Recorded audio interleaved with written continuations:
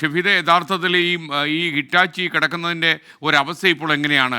അതിൻ്റെ മേളിൽ പാറക്കല്ലുകൾ പൂണ്ട് കിടക്കുകയാണോ?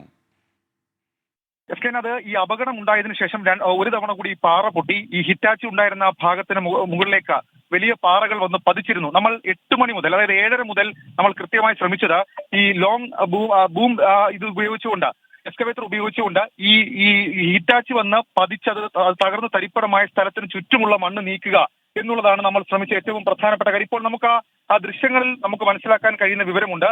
അവിടെ നിന്ന് ദുർഘടമാണ്. ഈ ക്യാബിൻ ജസ്റ്റ് ഒന്ന് അങ്ങോട്ടോ ഇങ്ങോട്ടോ മാറ്റിയ ശേഷം അവിടെ നിന്ന് തൊഴിലാളിയെ പുറത്തെടുക്കുക ദുസ്സഹമാണ്. അത് ഒരു വലിയ മിഷനാണെന്നുള്ള കാര്യത്തിൽ തർക്കമില്ല. കാരണം ജില്ലാ കളക്ടർ ഇന്ന് രാവിലെ പറഞ്ഞിരുന്നു, ഇദ്ദേഹം ഈ ക്യാബിനകത്ത് ഉണ്ടായിരുന്ന ആളാണ്. സ്വാഭാവികമായും അതിനകത്ത് തന്നെ മൃതദേഹം ഉണ്ടാകും, പക്ഷേ ശരീരഭാഗം ഉണ്ടാകും. അങ്ങനെയാണെങ്കിൽ അത് പൊളിച്ച് പുറത്തേക്ക് എടുക്കുക ഇത്രയും വലിയ പാറക്കെട്ടുകളാണ്. മാത്രവുമല്ല, നമുക്കിപ്പോൾ ക്യാമറയിൽ അടക്കം അതിന്റെ ഒരു ഭീകര അവസ്ഥ കാണാൻ കഴിയും. പക്ഷേ നേരിട്ട് നമ്മൾ കാണുമ്പോൾ അതിന്റെ ഒരു വലിയ പാറക്കെട്ട് അത് ഈ ഹിറ്റാച്ചിക്ക് സൈഡിൽ ഉണ്ടായിരുന്നു. അത് എടുത്തു മാറ്റുകയായിരുന്നു നമ്മൾ ഈ എക്സ്കവേറ്റർ ഉപയോഗിച്ചുകൊണ്ട് ശ്രമകരമായി ചെയ്തൊരു കാര്യം. പക്ഷെ അത് നമുക്ക് നീക്കാൻ കഴിഞ്ഞു. അത് നീക്കിയതോടുകൂടിയാണ് ക്യാബിനുള്ളിലെ ഭാഗം കൂടുതൽ വിസിബിളായി നമുക്ക് കാണാൻ കഴിഞ്ഞത്. അപ്പോഴാണ് ആ ശരീരഭാഗം അവിടെ നമുക്ക് കാണാൻ കഴിഞ്ഞത്.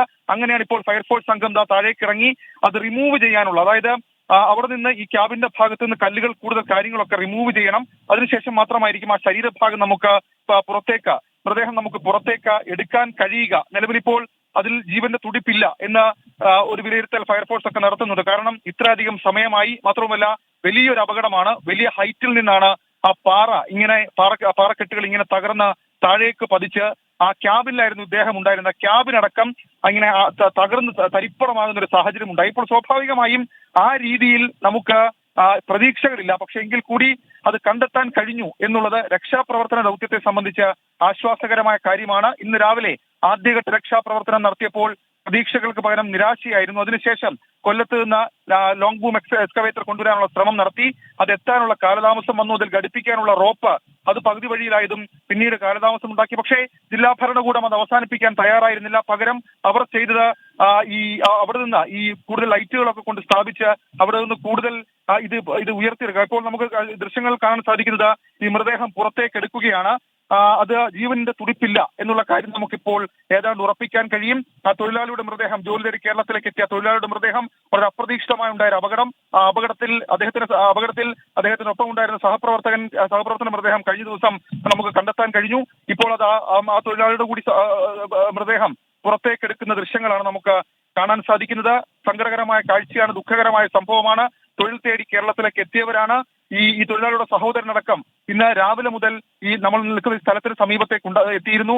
അവിടെ അടക്കം അവർ ചില കാര്യങ്ങൾ വിഷമത്തോടൊക്കെ പങ്കുവച്ചിരുന്നു. പക്ഷേ ജില്ലാ ഭരണകൂടം അപ്പോഴും പറഞ്ഞു ഈ ദൗത്യം അവസാനിപ്പിക്കില്ല, ഈ ദൗത്യവുമായി മുന്നോട്ട് പോകുമെന്ന്. ഇപ്പോൾ നമുക്ക് ആ ദൃശ്യങ്ങളിൽ കാണാൻ സാധിക്കുന്നത് ഈ ക്യാബിനിൽ നിന്നും ആ മൃതദേഹം പുറത്തെടുത്തിരിക്കുന്നു. ഈ മറ്റേ കല്ലുകളോ അതല്ലെങ്കിൽ ക്യാബിൻ ആ രീതിയിൽ ചളങ്ങിപ്പോയതോ ഒന്നും പ്രശ്നമായി മാറിയില്ല. പകരം അത് പുറത്തേക്ക് എടുക്കുന്നു. ഇനി അത് ഉയർത്തി പുറത്തേക്കെടുത്ത് ആശുപത്രിയിലേക്ക് മാറ്റുക എന്നുള്ളതായിരിക്കും അടുത്ത നടപടി. ഫയർഫോഴ്സ് സംഘവും NDRF സംഘവും വലിയ പ്രവർത്തനം നടത്തിയിട്ടാണ് ഇപ്പോൾ ഇങ്ങനെ ഒരു നീക്കം അത് സാധ്യമായത് എന്നുള്ളതും ആശ്വാസകരമായ കാര്യം. ഈ ക്വാറി ഉടമ ആരാണെന്ന് പല പ്രേക്ഷകരും ചോദിക്കുന്നുണ്ട്.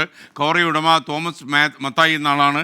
എന്നാൽ നിയമാനുസൃതം പ്രവർത്തിക്കുന്ന ക്വാറിയാണ് എന്നാണ് ജില്ലാ ഭരണകൂടം പറയുന്നത്. ഇപ്പോൾ മൃതദേഹം കണ്ടെത്തി. ആ മൃതദേഹം ഇനി ക്യാബിൽ നിന്ന് പുറത്തെടുത്തു. ഈ മൃതദേഹം ഇനി മുകളിലേക്ക് കൊണ്ടുപോകാനുള്ള ശ്രമമാണ് ഇപ്പോൾ സ്ക്രീനിൽ പ്രേക്ഷകർ കാണുന്നത്.